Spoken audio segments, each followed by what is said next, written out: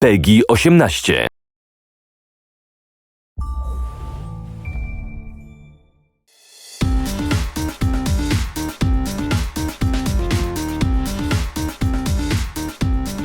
Hello everyone and welcome to Community Corner. I'm Jen, community developer on the game. Today we're doing something a little bit different. We're taking my own question from our subreddit, which was, which kind of maps would you like to see in Rainbow Six Siege?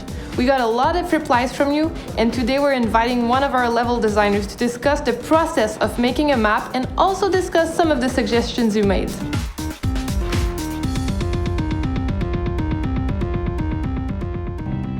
Alright, well, hi Gab. So we're going to be discussing, first of all, what's the process of making a map? So how do we get started? I think the most important thing to do in Rainbow Six when you're building a map is grab a fantasy that really sparks you. The plane was definitely inspired by a real-world event. So I think that's really something we need to nail from the beginning.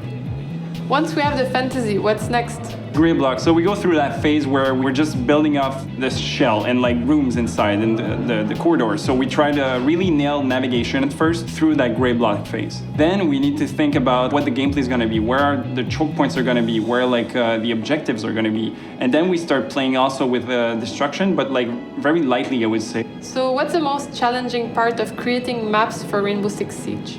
I think that's something that comes to mind right away is destruction, because we don't have much to compare with. And this brings me to the second point where as designer I can go so far in my map, but then I need to let the player play my map and they have total agency within the map, and the way they're using it and the way they're playing with it, using destruction, repel and all that, they can really do everything they want within that level, and I need to take that into account when I'm building my levels. So playing around with destruction, we basically start establishing kind of guidelines for ourselves, right? We come up with stuff we need to follow in terms of rules, but then we like to break them and create interesting twists around them. We never touch the outside shell of a map for destruction. That was one of the guidelines. But then we have two maps like Hereford and Clubhouse, which completely break this set of rules, you know? Charge going live.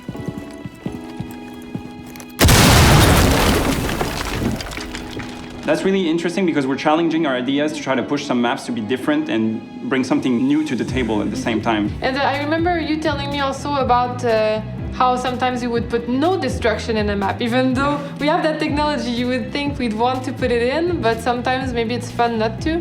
Yeah, in Bank, the interesting part with Bank was that there's an objective where you have absolutely no destruction within this room, but destruction happens all around it. And so defender can either turtle this room very strongly with 5 players inside, but then you're vulnerable to grenades attack and stuff like that. So I think that breaking these rules sometimes brings something very interesting to the table. And sometimes we try to push the boundaries and you tell me sometimes it just doesn't work out.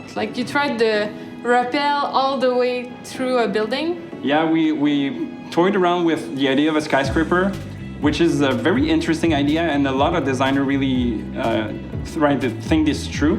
But the problem we had with this was that the rappel part, which was really intense, was only at the beginning, where attackers would rappel down for 15 seconds. But then it was kind of hard to balance what the defenders are doing at this point, and how can we really use verticality as a gameplay element, not just as an approach element. So this is definitely something we should put more time into and try to think about it, because it can definitely work out. And are there any rules that you think we could break in the future, let's say in the post-launch maps? One thing that we didn't try that much but could be interesting is having somewhat of no exterior.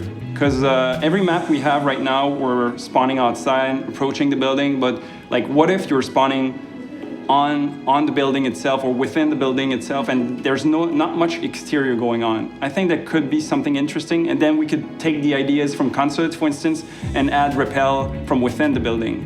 So that could be something interesting.